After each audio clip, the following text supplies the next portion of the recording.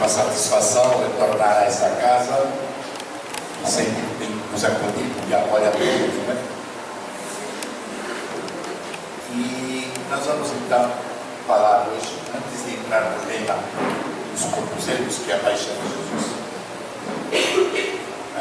vamos fazer aqui uma explicação sobre a festa da Páscoa de Pentecostes, para podermos tomar como ponto de partida dessa palestra. A festa da Páscoa e de Pentecostes, eu sinto, pelo contato que eu tenho com o meu pessoal, que a confusão parte do princípio de que as pessoas ainda confundem ou pensam ser o mesmo acontecimento, a mesma festa, a mesma celebração. Então, a Páscoa, como o próprio nome diz, né, passagem, quer dizer passagem pelo Mar Vermelho, quando o povo hebreu fugiu da escravidão do Egito. Então, os hebreus comemoram, os judeus, né, comemoram a passagem, a Páscoa, comemoram então a passagem pelo Mar Vermelho, quando, né, estavam fugindo da escravidão do Egito, do jugo egípcio. Comemoram também a liberdade do povo egípcio. Os cristãos, por sua vez, comemoram a ressurreição de Jesus, porque foi na mesma data, né? Pentecostes, como a própria palavra diz, quer dizer 50 dias depois, né? Depois de quê? Depois da Páscoa. Daí então que se esclarece. Para quem fazia essa confusão, né? Pentecostes é 50 dias depois da Páscoa, tanto que os cristãos comemoram 50 dias da ressurreição de Jesus, que foi lá, né? Pentecostes, então, o povo judeu celebrava a promulgação da lei divina, quando Moisés recebeu as tábuas da lei. E os cristãos comemoram também nessa data a descida do Espírito Santo, ou seja, a mediunidade que os apóstolos receberam para dar início à divulgação da Boa Nova. Os judeus, quando saíram do Egito, para a escravidão, eles caminharam 49 dias pelo deserto, até acamparem no pé do Monte Sinai. No 49º dia, Moisés foi convocado para subir ao monte. E ele recebe no 50º dia as tábuas da lei.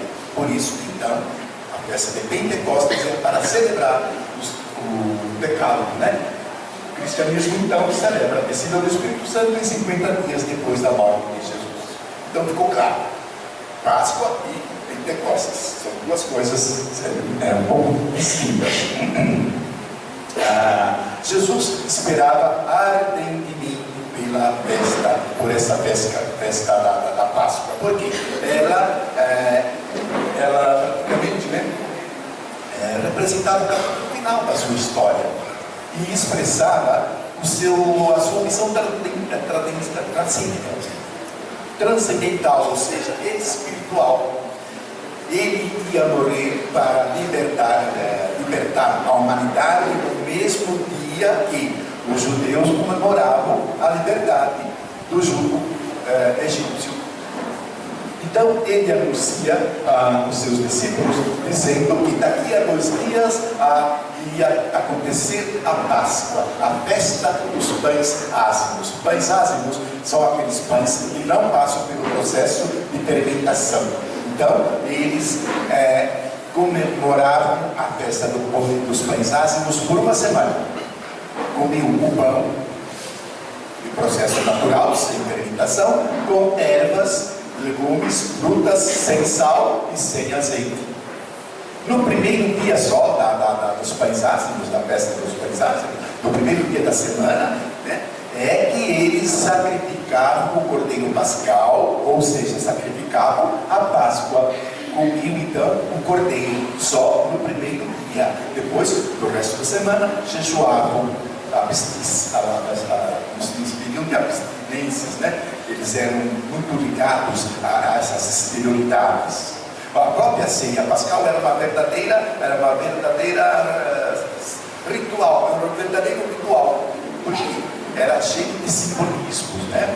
Então, foi nesta ceia que acontece então o sermão do cenáculo, porque aquele cenáculo era aquele salão onde os apóstolos tinham se combinado de celebrar a Páscoa. Era um salão grande, onde havia muita gente. E foi então na festa, na ceia pascal, que aconteceu o sermão do cenáculo, que é tão importante, tão edificante e substancial quanto o sermão do monte. No sermão do monte, Jesus ensina verdades, ensinamentos que saciavam a sede e a ansiedade daqueles corações oprimidos. No sermão do cenáculo, Jesus faz uma relação de exortações, de conselhos, de recomendações àqueles que de fato queriam ser seus discípulos. E então, depois de repartir o pão,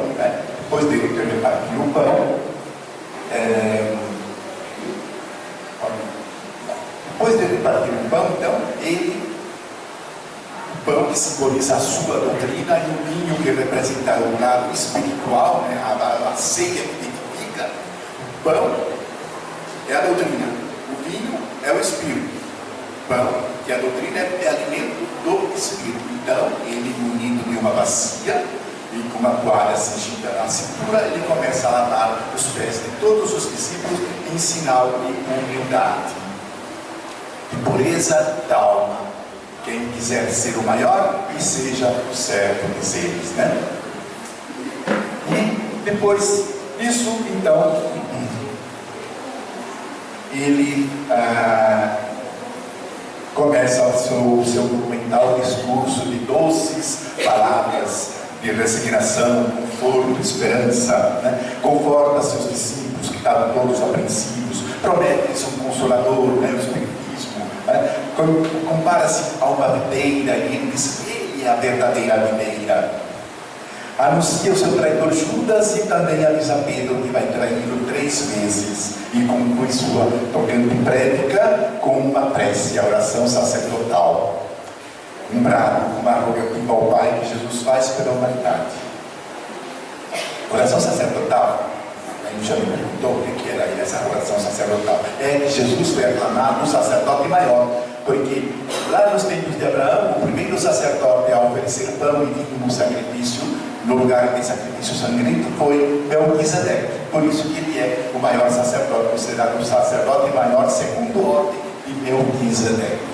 Vamos cerrar com isso para não nos prender muito, Então, após ter Jesus referido à oração sacerdotal, sai juntamente com seus discípulos em direção ao Monte das Oliveiras, mais precisamente no Getsemane, ou Getsemane, pode ser as duas pronúncias, É um lugar situado numa das inclinações do Monte das Oliveiras, e Getsemane quer dizer azeite. Então, a intenção de Jesus no que disse e fez no jardim do Getsemane dá um exemplo aos homens e a seus discípulos de sua submissão, de sua perseverança, de sua fé, que cumpre-nos, que nos cumpre exercer nos nossos momentos de dúvida, de amargura, de incerteza, Então, sentindo a necessidade de alguém para acompanhá-lo no supremo testemunho, convidou 3 discípulos conscientes de suas próprias obrigações e expressou: a minha alma está triste até a morte. Então, recomendou-lhes que ficassem ali para testemunharem o que iam presenciar, para contar para as futuras gerações e que velassem com ele na sua dor. No entretanto, dormiram. Meus amigos, a emoção, a angústia, a dor que fazia parte do coração do mestre naquele momento era bem maior, incomparavelmente maior do que toda a humilhação e o sofrimento que ele sofreu durante o julgamento, a caminhada pelo Calvário e a crucificação que ele sofreu. Aqui, por enquanto, a dor era emocional. Parece que foi mais duro para ele essa dor, a dor emocional, Lá no Calvário, a dor era física. Então, toda essa dolorosa angústia não era porque estivesse com medo do que estava por vir, Quadro triste e desolador desdobra a seus olhos naquele momento que vê desmoronando os seus mais velhos sonhos e ideais. construídos com tanto trabalho durante 3 anos consecutivos. Por um lado, Pedro, Tiago e João, médiuns videntes que levaram consigo para vibrarem, produzindo energias positivas enquanto ele orava ao Pai, pois eram os mais apropriados à manifestação espírita que ia produzir, especialmente com a aparição do anjo. E dormiram vencidos pelo cansaço. Lucas, em seu evangelho, diz que os discípulos dormiram por tristeza, de tristeza, mas não justifica a tristeza, não justifica o medo, não justifica, quando o discípulo tem que ser operante e vigilante. Enquanto também que os outros 8 discípulos no pé do monte também dormiam. E vai mais longe. O último discípulo, Judas, além do ribeiro do Cedron, estava em marcha para traí-lo, servindo de Cicerone a tropa militar que servia aos sacerdotes. Era uma tristeza mortal. Era o cálice da dor. Após 3 anos de dedicação, esforço, trabalho pela coletividade, ter se abandonado por aqueles próprios que sentaram à sua mesa, que se serviram dos seus dons, que se iluminaram com suas luzes, Jesus sofria no seu corpo físico, não só no corpo físico, mas no coração, no seu lado emocional, no seu lado moral. De ver a dureza do coração daquelas pessoas a quem ele dedicava um amor incondicional, um amor sem limites, inefável. Como poderiam agir então assim os seus discípulos, perguntaríamos, Como Jesus permitiu que os seus discípulos fossem dominados por espíritos imundos? É porque chegou a hora do exercício, chegou a hora da prova. Jesus bem os havia avisado, Simão, Simão, Satanás obteve permissão para zoiar-te como o trigo. Eu roguei por ti. Tu, depois de arrependido, fortalece seus irmãos. Ora, se Pedro, arrependido, teria que ainda sustentar ou amparar os seus irmãos, imagine o estado de marasmo, de desânimo, de tristeza que se encontravam. Então, basta, disse o mestre, a lição estava dada aos apóstolos e aos que lhe seguiam os passos. Pai, afasta de mim este cálice, e se não for possível, submete-me a tua vontade. E aparece então um anjo do céu que o conforta. Vencida a prova, que absorveu todos os seus discípulos, não sendo passado o cálice como ele pediu, porque o cálice era dele mesmo, não seria para outro. O mestre, então, confortado por um anjo, deu tudo por consumado. Entregou-se à prisão, sob a condição terminante que não tocasse, não machucasse aqueles discípulos que se encontravam com ele naquele momento, e assim se cumpriu mais uma de suas promessas: não perdi nenhum dos que me destes. Afasta de mim este cálice.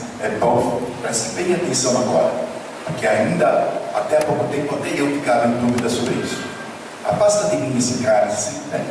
Não era o cálice da cruz que Jesus estava se referindo. Não era o sacrifício físico a que ele estava submetido, mas era o cálice da sua mente, a dor emocional que ele estava sofrendo, a angústia, as reações de estresse. Os capilares estouravam a flor da pele, na superfície de sua pele, produzindo um suor semelhante a espessas gotas de sangue que escorriam até o chão. Esse é um sintoma raro que ocorre no estresse, no ápice do estresse. Ele devia ter intensa taquicardia, com grande aumento de pressão sanguínea, provocando ruptura na superfície da pele. Enfim, Jesus chorava diante do caos. Eram reações devidas à consciência do martírio que o aguardavam. Ele sabia que a coisa era pesada.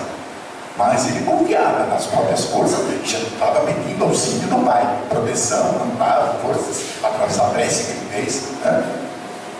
Mas Jesus não perdeu o controle da situação, né? Não se desesperou, não perdeu o controle da inteligência, não se afogou nas tramas da estabilidade emocional, não ficou irritado e nem hipersensível, como nós costumamos ficar no momento do estresse, da irritação, enfim, né? Quando perdemos a paciência. Ele apenas experimentou um estado intenso de tensão e de ansiedade, que é normal com um ser humano, mesmo que superior como ele. Então, Jesus, vamos por um pouco aqui. Então, vamos para a traição de Jesus. Jesus estava ainda à mesa com os demais discípulos, quando revela que o drama da paixão tem início pela entrega da vítima, que era ele mesmo, né? Em verdade vos digo que um dentre vós me trairá. Então, naquele salão tão grande, como eu estava dizendo, começou-se um vozerio. Serei eu? O outro? Serei eu? As pessoas estavam de si mesmo, né? E Judas também. Serei eu? No que Jesus confirmou. Tu o disseste? Ou como quer dizer, se você sabe, porque pergunta, né? Então, Judas veio à frente da escolta, beijou Jesus. Para ser mais coerente, nós podemos dizer que Jesus deixou-se ser beijado por Judas e ainda o chamou de amigo. Amigo a que viestes? No decorrer dos fatos, Judas, então, foi se arrepender sobre o comportamento de Jesus, as reações que Jesus tinha durante o julgamento, durante a caminhada pelo Calvário, durante a crucificação. Então, ele começou a angustiar-se dramaticamente, bloqueando os principais arquivos de sua memória. Não conseguia mais pensar. Caíra em si e dissera que traíra sangue inocente. A culpa o controlou. A dor dominou sua alma e não se perdoou. Suicidou-se. Meus amigos, se Judas tivesse buscado o perdão, o amor de Jesus, ele estaria entre os principais figuras do cristianismo, do cristianismo primitivo, como Pedro, como Paulo de Tarso e outros. Porque Jesus tinha capacidade, ele era um dos poucos discípulos que tinha cultura, conhecimento, né?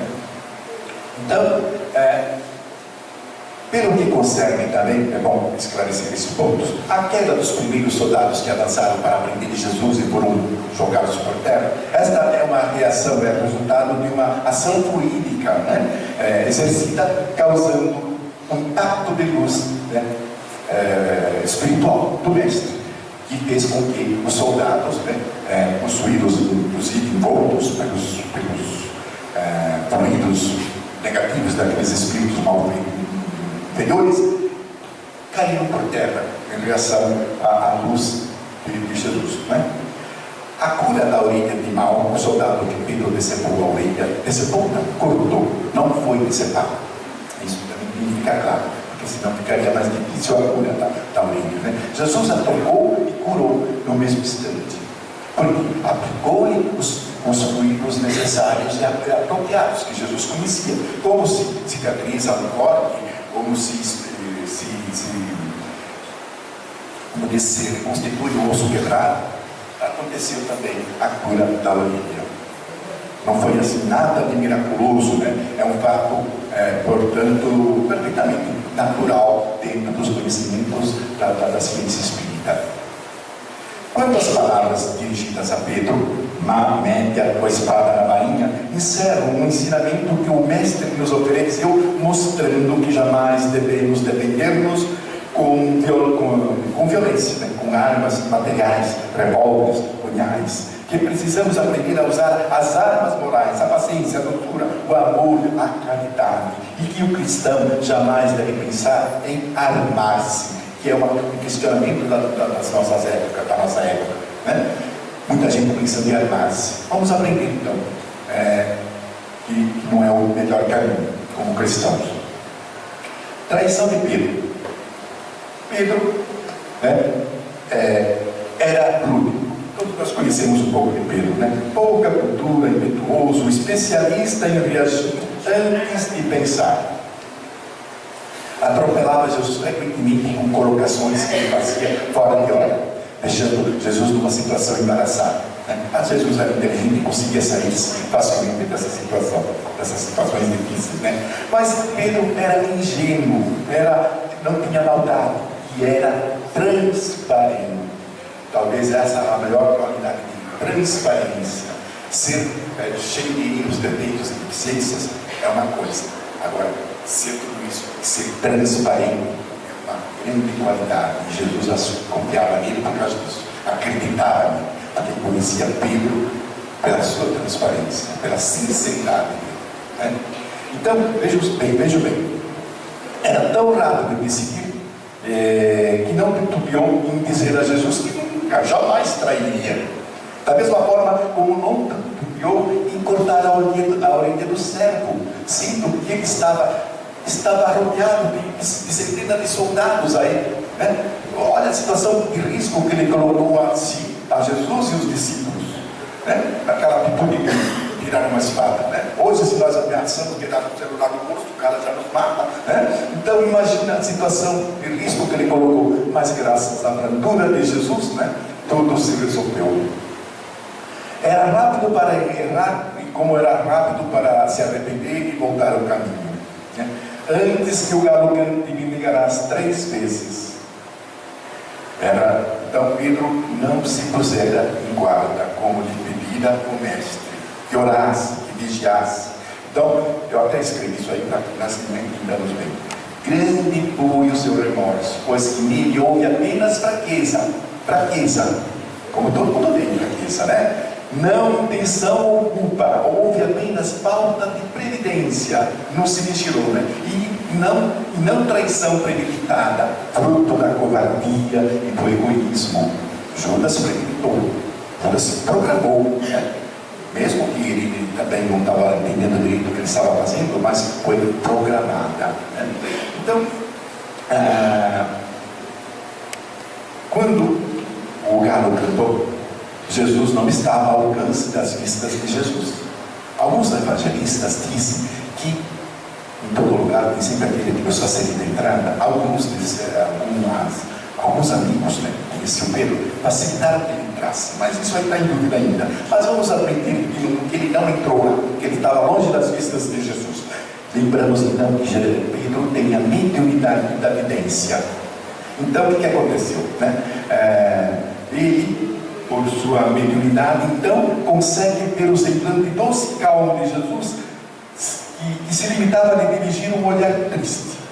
Então Jesus realiza uma ação magnética à distância, e Pedro, pela sua mediunidade, consegue ver, né, o olhar de Jesus, que tocou profundamente a alma. Quem lê a história de Pedro, ele se refere a esse olhar sempre, e nunca mais esqueceu a profundidade daquele olhar. Mas imagina bem, você está culpado, sabe que você traiu, sabe que você errou, o seu amigo te olha com aquele olhar. Quem é que não se mexe, né? Não mexe nas profundezas da alma, né? Então, seguinte, André, nós vamos pincelar toda essa história, porque cada tema que eu estou mexendo aqui dá uma palestra. Nós vamos pincelar para chegar no tempo, né? Então, o julgamento. 6 longas caminhadas Jesus teve como criminoso, né? Primeiro, na casa de Anás. Anás era ex-sumo sacerdote, neopotismo já na época. Ele já tinha passado o cargo para o seu genro, Caifás. Mas como ele tinha ainda o prestígio de ser o mais velho, ele foi primeiro quem fez uma entrevista, um julgamento com Jesus. É próprio de um réu pedir clemência, né? Ou negar as acusações, ser representado por um advogado. O Marcão não estava na matéria, né? Marcão. Então, Jesus não precisava de advogado, né? E estava só. E sem nenhum advogado não precisava, sua inteligência era imbatível, né? Anás queria encontrar nele culpa, então pressionava ele de todo jeito, fazendo perguntas sobre a sua doutrina, sobre os seus discípulos, até o ponto que Jesus não suportou mais isso, dava uma resposta desafiante naquele ambiente perigoso, autoritário. Eu falei abertamente ao mundo. Eu sempre ensinei na sinagoga e no templo, onde todos os judeus se reúnem, e nada disso serviu. Por quê? Por que me interrogas? Pergunta aos que ouviram o que eu lhes ensinei. Eles bem sabem o que eu disse. Um soldado daqueles armários, duas portas, né? Vira-se, acerta uma tremenda bofetada e sai, já começa a sangrar os lábios naquele momento. Mas ele, com toda aquela sua doçura, né? Se falei mal, dá testemunha do mal, mas se falei bem, por que me mates? Então, Jesus já sai da casa de Anás, torturado, manietado e encaminhado a Caifás. Caifás é o sumo sacerdote, é genro do Anás. E então, Caifás é o sumo sacerdote e a autoridade maior dos judeus. Naquele dia, estavam reunidos na fortaleza Antônia, então, na casa de Caifás, todas as autoridades judaicas, os sacerdotes, os anciãos, o sinédrio que era quem julgava, eram os herodianos, os fariseus, os escribas, os doutores da lei, enfim, eu pergunto, se Jesus não fosse qualquer coisa, se fosse qualquer coisa, teria tanta autoridade assim, a cúpula inteira da força judaica. É porque eles estavam muito medo de Jesus, né? Muita gente ia rolar. Então, Jesus ouviu pacientemente todos os falsos testemunhos manipulados pela cúpula judaica. E eram já 7 a 8 horas da manhã e Jesus ia ser crucificado às 9 horas. Os judeus queriam acelerar o processo logo, porque eles estavam com medo que o povo se rebelasse, né? E queriam de toda forma que o julgamento fosse mais rápido possível. Então, Caifás insistia para que ele respondesse às acusações que lhe faziam, mas ele se mantinha em silêncio. Entretanto, Caifás fez uma pergunta que ele não podia deixar de responder. Perguntou Caifás: exijo jurar-lhes pelo Deus vivo que nos diga se tu és o Cristo ou o Filho de Deus. Tu, disse-lhe Jesus, tu o dissestes, né? Talvez esperasse uma resposta negativa, né? Ou um pedido de desculpas, ou de clemência. Não, eu me enganei, eu falei por falar. Não. Mas a resposta, talvez assim, e foi então uma resposta confirmada com as próprias palavras de Caifás, e foi mais longe. Revelou seu status, a mais alta posição do universo, abaixo do Criador, com essa seguinte expressão: entretanto, eu vos digo que olhem diante vereis o Filho do Homem sentado à direita do poder e vindo sobre as nuvens do céu. Ao ouvirem a sua resposta, os judeus ficaram assim tão escandalizados que rasgaram as suas próprias vestes. Caifás foi o primeiro, como líder máximo dos judeus, rasgou as próprias vestes e disse: ele blasfema, o que vos parece? Os membros do sinédrio então responderam: é réu de morte. Foi então encaminhado a Pilatos. Praticamente os judeus já tinham decidido a morte de Jesus, né? Então encaminhado para Pilatos. E então começa agora Jesus ser condenado, julgado pelo poder romano. Pilatos não via crime nele, não via nenhum crime nesse homem. Ele preferia que ele fosse julgado pelo poder, pelas leis mosaicas, pelas leis de Israel, né? E Pilatos, zombando dele, lhe disse: és tu rei dos judeus? para espanto de Pilatos, Jesus é que passa a interrogá-lo, né? De quem partia aquela pergunta? Se era dele mesmo ou alguém disse para ele? Ele queria que Pilatos pensasse, refletisse, mas Pilatos estava tão tenso, tão pressionado pelos judeus, que não conseguiu dar resposta. Então, diante da arrogância de Pilatos, ele continua: meu reino não é deste mundo. No que Pilatos completa: então tu és rei. Ao que ele respondeu também: tu o dissestes, eu sou o rei. Para isso nasci, para isso vim ao mundo, a ti me dar testemunho da verdade. Todo aquele que é da verdade ouve a minha voz. Perguntou-lhe Pilatos: e qual é a verdade? Mas novamente, tenso, irritado, não conseguiu esperar que Jesus o respondesse. Roma, vamos anotar isso, Roma sabia, né, que a sobrevivência do Império Romano só tinha estabilidade se eles mantinham as nações que eles conquistavam, o povo que eles dominavam, com liberdade de práticas religiosas e com liberdade cultural. Era uma forma de estabilidade, era muito inteligente a atitude da política romana, né? E então Pilatos lembrou-se disso, por isso que ele queria que os judeus julgassem o Cristo. Não era tarefa minha, era um assunto de religião. Mas ele lembrou de um outro recurso. Ele pensou, lembrou que Jesus era da Galileia e que estava na cidade, em Jerusalém, Herodes. E Herodes era o governador da Judéia, da Galileia. Então Jesus pertencia à jurisdição da Galileia, a de Herodes. Então encaminhou Jesus a Herodes para que ele julgasse, assim, talvez ele se livrasse desse peso, consciência inclusive. E ao mesmo tempo varia um pouco aí de um relacionamento político, onde as diferenças de políticas iam ser acertadas. Então lá foi Jesus por Herodes. Houve dois grandes Herodes na vida de Jesus. O primeiro, Herodes o Grande, que era o próprio nome dele, né? Herodes o Grande, que queria matá-lo quando era bebê. Lembro disso, né?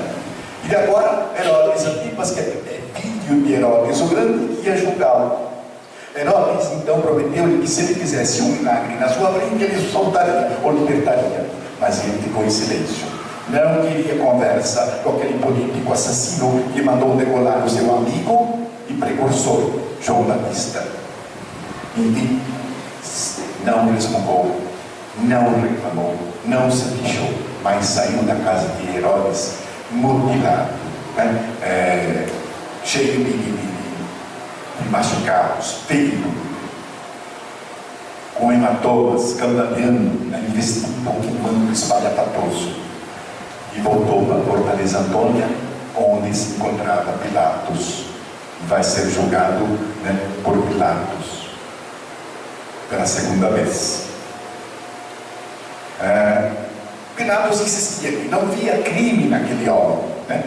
Mas para aclimar o ambiente que estava muito carregado, ele prometeu que ia açoitá-lo e depois libertá-lo. Mas os judeus não aceitaram esse veredicto e começaram a ameaçar Pilatos. Aí Pilatos estava buscando todos os recursos possíveis. Lembrou que na festa da Páscoa os judeus costumavam libertar um prisioneiro. Eles tinham simpatia. E propôs o seguinte: Jesus ou Barrabás? Na certeza que os judeus escolheriam Jesus, para espanto dele, escolheram Barrabás.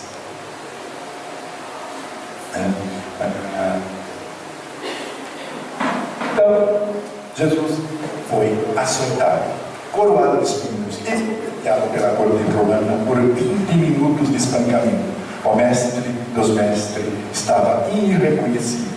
Então Pilatos o apresenta novamente aos judeus desta forma: eis o homem.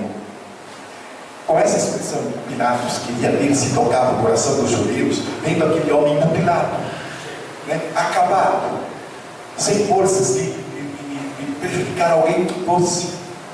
Mas eles responderam a Pilatos que queriam a morte de Jesus porque ele se disse filho de Deus. Nesta hora, a mulher de Pilatos vem e sopra até o ouvido que tiveram um sonho com ele. Pilatos insiste em libertá-lo, né? E repetiu essa expressão várias vezes: eis vosso rei. Os judeus odiavam o domínio de Roma, mas quando a gente quer alguma coisa, a gente faz qualquer negócio. E eles queriam a morte de Jesus, estavam dispostos a fazer qualquer coisa para que Jesus morresse. Então o que fizeram? Mostraram fidelidade ao governo romano, dizendo em alta voz e a bom som que César, o imperador romano, era o rei deles. Não temos outro rei a não ser César. Judas obedeceu pelo preço de um escravo. Há pouco ele foi trocado por um assassino, Barrabás. E agora eles trocaram por um tirano que estava lá em Roma e os próprios judeus odiavam. Os líderes judeus, na verdade, não queriam julgar Jesus, porque eles não queriam ser culpados, não queriam sujar as mãos, né? E medo também que o povo os acusasse, dizendo que não era lícito eles matarem alguém justificativo. Então,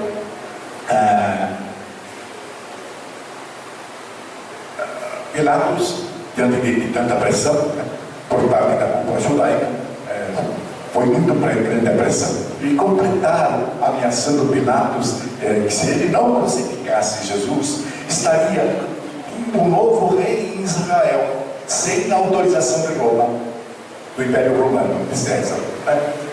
Amedrontado e profundamente constrangido, então ele segue, por medo de perder o poder, o seu cargo. Então, condena o mais brilhante e inocente dos réus. Para abrandar a sua consciência, ele lava as mãos. Jesus foi crucificado, exposto como um espetáculo de vergonha e dor. Penosíssima caminhada até o Gólgota. Infelizmente, na política, a consciência é esmagada por conchados e acertos escusos. Pilatos escreveu também o seguinte título e colocou no cimo da cruz: Jesus Nazareno, rei dos judeus, em hebraico, grego e latim, para que todos interpretassem, lessem. Os principais sacerdotes chegaram a Pilatos e disseram: não escreva, eu sou o rei dos judeus. Jesus Nazareno, rei dos judeus. Escreva, e ele disse: eu sou o rei dos judeus. Mas como já estava tudo encerrado, porque Pilatos não suportava mais tanta pressão, respondeu também alto e a bom som: o que eu escrevi está escrito.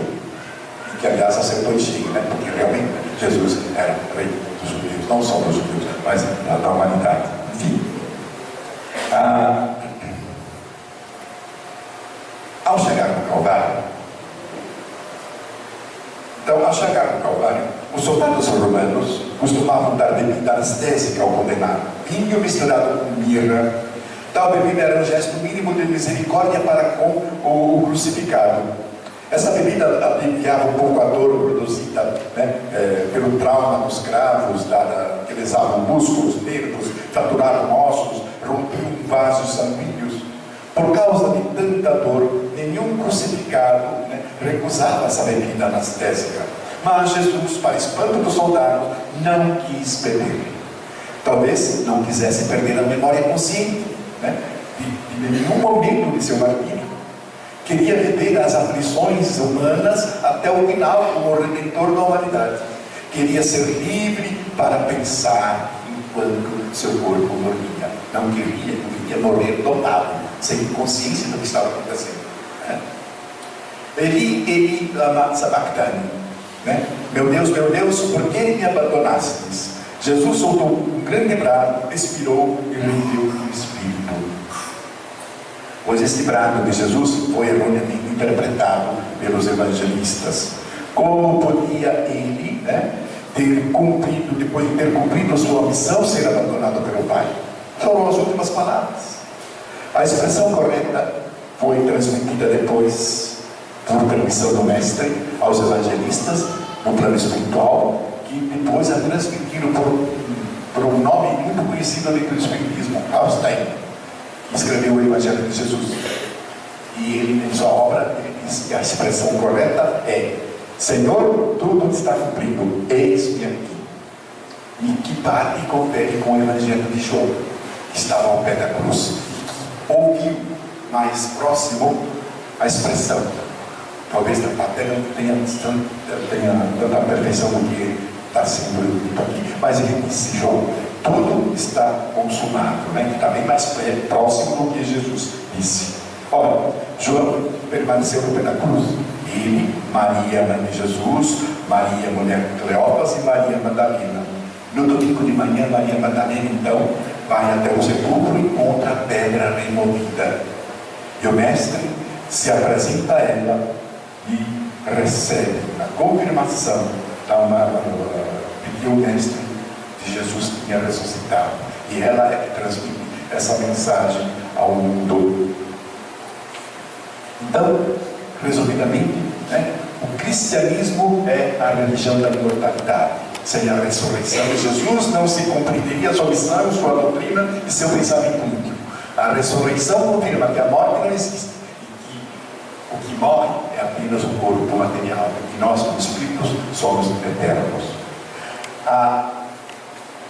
O que aconteceu no jardim de Getsemane é um alerta para nós espíritas, no sentido de que devemos então ser vigilantes, né? Vigilantes e não perder o hábito da oração. E que também não devemos deixar facilitar que a nossa casa mental fique vazia, mas sempre com os ensinamentos do Cristo, porque eles, os espíritos interiores, eles fazem de tudo para obscurecer os ensinamentos do Mestre, do Evangelho de Jesus, né? E que hoje o Espiritismo nos ensina. Jesus, no monte do Getsemane, ele ensina o homem a morrer, depois de eles haverem ensinado a viver. E para isso, eles reencarnou-se como ser humano, como filho do homem, para dar testemunho da verdade e morrer por nós. Todo esse assunto que foi descrito aqui envolveria muitas outras palestras. Eu deixei resumido nesse sentido para podermos fazer isso até pelo menos umas 8h20. Então está dentro do tempo previsto. Eu gostaria, se quiserem fazer perguntas, ainda há tempo.